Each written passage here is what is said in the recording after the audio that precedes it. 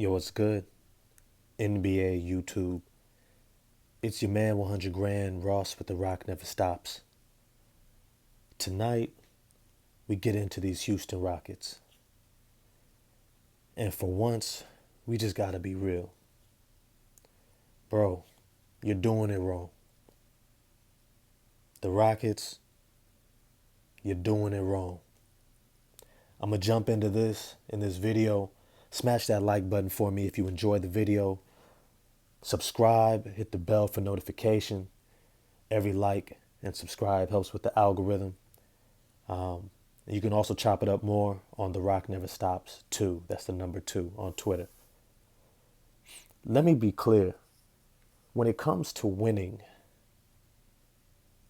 you learn to win. You learn to win. And I want to really break this down.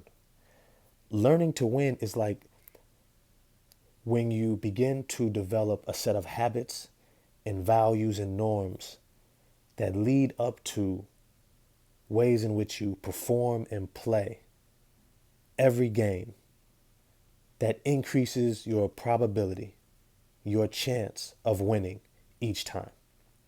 For example, most young players don't understand spacing, right? If you watch kids play, they all run to the ball to ask for the ball. But what do they bring with them? Defenders, right? So everything ends up crowded. Nobody can do anything, right? So they learn over time to space out and be patient and work off the ball, right? The NBA is no different. Learning to win in the NBA takes time. It's not something you do overnight. It's something that you have to acquire the skill for, the knowledge of, the know-how. But you can also learn how to lose. And this is what people don't really understand. And I just did a video about the Philadelphia 76ers potentially not being ready still to be a champion. Because when you look at it, how long did they practice losing? And when your best player on the team, Joel Embiid, had to suffer through years of intentional losing, it's hard to break those habits. It's hard to break those habits. And here you have the Houston Rockets. They had an amazing opportunity this season. I'm sorry, let me start with the offseason. They had an amazing opportunity to bounce back after James Harden leaves.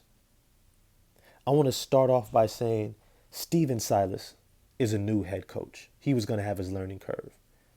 But he was highly sought after his time in Dallas and the offense he was able to develop around Luka Doncic. He was certified. People widely acknowledged him as ready for this job.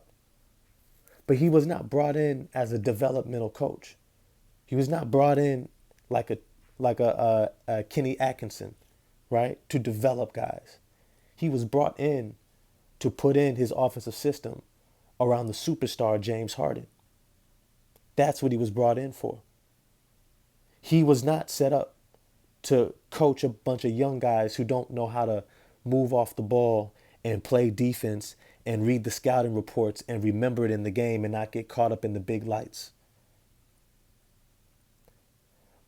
But on top of that, they had everything that they needed this season coming from the draft to be able to bounce back and be a playoff team. First of all, they botched the draft. It's no shame on Jalen Green. He's the goods. He's going to be a great player. But they had a Kevin Porter Jr. already. I'm not saying he's on the same level as Jalen Green, but he had the potential to be close. And what he did last season next to John Wall should have only affirmed that they had somebody already at that shooting guard position. Had they been wise, they would have picked up an Evan Mobley to partner next to Christian Wood. Evan Mobley was widely regarded by almost every pre-draft account to be worthy of the number 1 pick and one of the most ready players. And who did Houston need? A front court player. But let me go beyond that. They had Daniel Tice. They had Christian Wood. They had Jae'Sean Tate. They had John Wall. They had Eric Gordon, DJ Augustine, David Nwaba. They had players who were ready to come in and win right now. And they decided to intentionally bring in Jalen Green, move Kevin Porter Jr. to the point guard position, and delay their not only their development, they thought they were speeding it up, but it delays their development and it teaches them losing habits. By not having these veterans out there consistently to lead and guide them on the court and to help them to be successful, they have not learned yet to find success in winning. They've only learned to find success in what we would often describe as losing habits, taking bad shots, turning the ball over. They might have a good game, but they lose. It's not equating to winning. Houston, you're doing it wrong. You're doing it wrong. You know who's doing it right? Go look at the Toronto Raptors. Scotty Barnes. Is he the number one player on that team? No. He's surrounded by other veterans who are able to lead him and guide him, show him the ropes, and he was ready to step in and maximize his potential. You look at Evan Mobley in Cleveland. Are they saying, hey, just do whatever you want? No, they have a role for him to maximize his abilities in, to be successful and help the team win. Jalen Green is a shooting guard. Kevin Porter Jr. is a shooting guard.